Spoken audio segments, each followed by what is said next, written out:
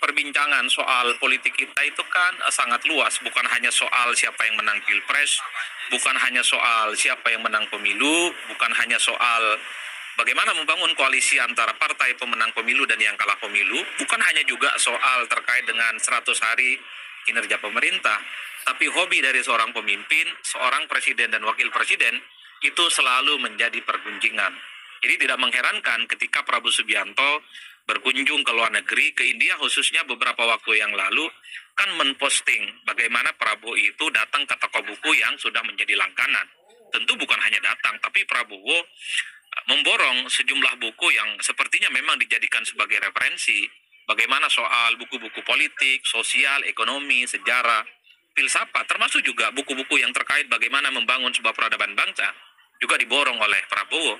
Artinya publik bertanya-tanya apa yang sebenarnya ingin disampaikan oleh Prabowo Subianto secara politik ketika berkunjung sebuah negara yang ditonjolkan salah satunya adalah mengoleksi buku yang kemudian dibawa ke Indonesia. Publik dan netizen saya kira heboh berbicara itu, yang kemudian saya coba untuk rangkum dalam beberapa hal. Pertama, sepertinya memang Prabowo Subianto itu secara perlahan ingin menunjukkan diferensiasi politiknya dengan presiden sebelumnya, yaitu Jokowi. Sekaligus Prabowo itu juga ingin menunjukkan punya perbedaan politik dengan Gibran Rakabuming Raka. Artinya apa? Publik kan tahu, sejak Jokowi jadi wali kota, gubernur Jakarta, termasuk jadi presiden, Jokowi itu kan sama sekali tidak ada identifikasi ataupun tidak pernah misalnya dikait-kaitkan dengan hobinya untuk mengoleksi buku. Berbeda tentu secara diametral dengan Prabowo yang memang sejak muda Prabowo itu adalah sebagai sosok yang cukup dekat dan selalu menjadikan buku sebagai rujukan-rujukan untuk menambah wawasan ilmu pengetahuan. Begitupun dengan Gibran yang selalu dilihat oleh publik sebagai sosok yang tidak suka baca buku. Bahkan video Gibran misalnya ketika wawancara dengan Najwa Tempo dulu, itu kan diamplifikasi, seakan-akan dihadap-hadapkan dengan Prabowo. Gibran dalam wawancaranya dengan Najwa mengakui secara jujur tidak suka membaca buku. Jadi itulah yang kemudian publik mengatakan bahwa sebenarnya secara perlahan Prabowo itu ingin menunjukkan dirinya itu berbeda dengan Jokowi, berbeda dengan Gibran yang memang karakteristik para pemimpin ini berbeda. Jokowi selalu tidak ada kaitannya dengan buku, termasuk dengan Gibran, sementara Prabowo sebaliknya. Yang kedua, sepertinya Prabowo juga ingin memberikan pesan bahwa seorang pemimpin itu bukan hanya soal bagaimana mewujudkan visi misi, bagaimana merealisasikan janji-janji politiknya, tapi wawasan ilmu pengetahuan, basis kognitif yang dimiliki oleh seorang pemimpin itu teruslah dipupuk. Maka buku salah satu opsinya. Maka tidak mengherankan bahwa begitu banyak saat ini berita-berita termasuk buku-buku yang kemudian ditulis oleh banyak orang yang bercerita dan berkisah bahwa sebenarnya Prabowo Subianto memang sejak awal, terutama bahkan sejak jadi tentara aktif, itu adalah sosok yang memang cukup dekat dengan buku. Bahkan kita dengar misalnya begitu banyak yang seringkali mengutip buku-buku yang disampaikan oleh Prabowo. Dalam sebuah perbincangan dengan Najwa Shihab misalnya, Prabowo mengutip salah satu buku yang belakangan menjadi rujukan banyak orang di Indonesia, yaitu The Warrior of the Light. Itu bukunya Paulo Coelho yang saya kira bukunya tipis, tapi berisi terkait dengan petuah-tuah, kemudian penuh inspirasi terkait dengan perjuangan seorang kesatria. Jadi itulah yang sepertinya Prabowo ingin tegaskan, bahwa seorang pemimpin itu jangan lupa bahwa asupan informasi salah satunya tentu harus melalui buku-buku yang merupakan sebagai bagian dari pengayaan ilmu pengetahuan. Bahkan kita tahu di belahan mancanegara manapun, seorang presiden-presiden yang top biasanya adalah mereka yang memang bacaan bukunya cukup luar biasa. Misalnya kita tahu Barack Obama sebelum jadi presiden menulis dua buku yang sangat fenomenal. Pertama adalah buku yang berjudul Promise to Power. Itu adalah buku yang katanya ingin didedikasikan kepada bapaknya, bahwa mimpi itu yang kemudian mengantarkan Obama pilih menjadi Presiden Republik Indonesia. Ada salah satu buku yang juga ditulis oleh Obama, namanya The Audacity of Hope, keberanian untuk berharap. Juga adalah buku-buku yang cukup bertenaga.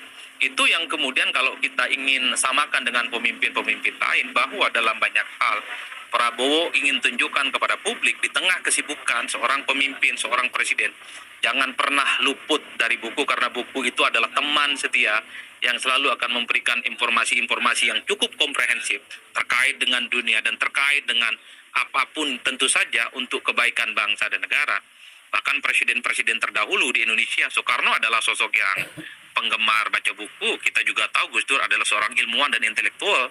Apalagi Habibie kita tahu adalah seorang insinyur yang saya kira sudah begitu banyak temuan-temuannya yang sudah diapresiasi bukan hanya di Indonesia, tapi juga di mancanegara. SBY kita tahu juga adalah seorang jenderal pemikir dekat dengan buku, dan buku-bukunya juga banyak setelah SBY, baik ketika jadi presiden ataupun ketika sudah lagi tak jadi presiden.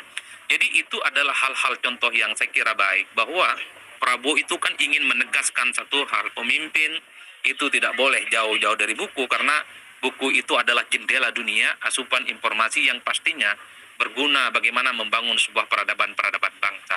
Nah, yang paling penting adalah yang ketiga, bagaimana Prabowo Subianto itu pastinya harus dijadikan sebagai contoh oleh anak-anak muda, terutama Gen Z, yang belakangan ini memang tidak suka baca buku. Tentu kita cukup naif, bagaimana kita menjadi bangsa yang kemudian menuju Indonesia Emas, bagaimana menjadi bangsa yang kompetitif kalau anak-anak mudanya itu tidak baca buku. Mestinya hobi Prabowo Subianto membaca buku harus dijadikan sebagai inspirasi bahwa menjadi pemimpin itu penting, untuk sukses itu menjadi penting.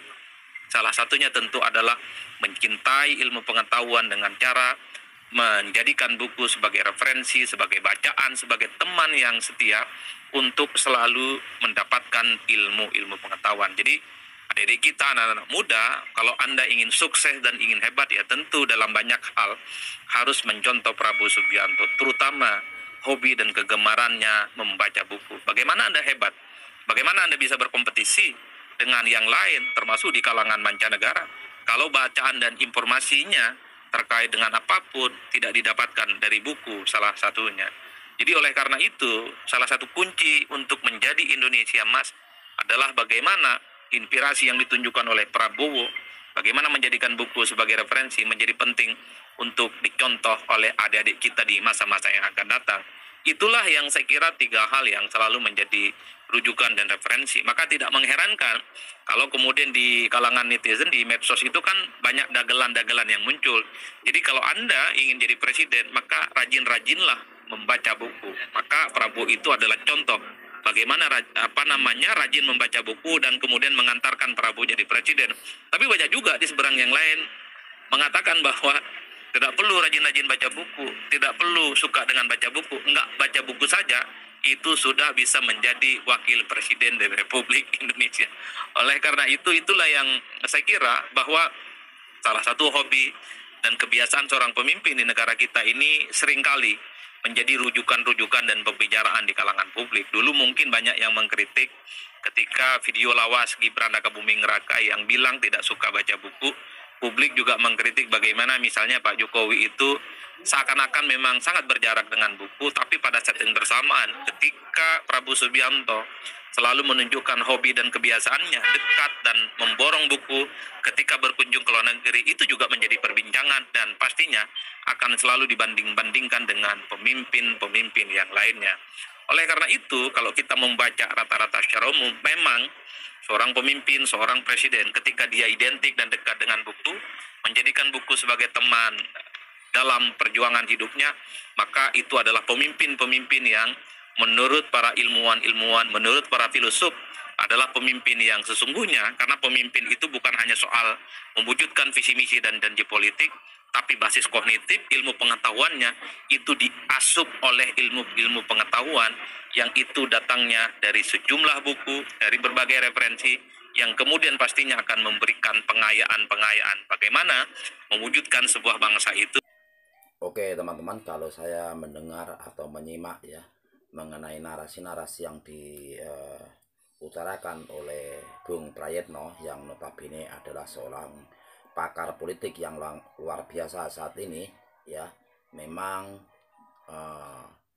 bahwa kita juga menyadari bahwa ketika itu Pak Jokowi memang orang yang tidak suka membaca buku, termasuk Mas Gibran juga tidak suka membaca buku, tapi Mas Gibran suka mengumpulkan mainan anak-anak ya, seperti yang terjadi di kantornya ketika masih menjadi wali kota di Solo. Artinya memang itu tergantung narasi-narasi seseorang, pemikiran-pemikiran seseorang. Ketika kita ingin menjadi orang pintar, ya pastinya kita harus belajar dari buku, karena pada dasarnya ilmu itu ada di buku, ya gitu ya teman-teman.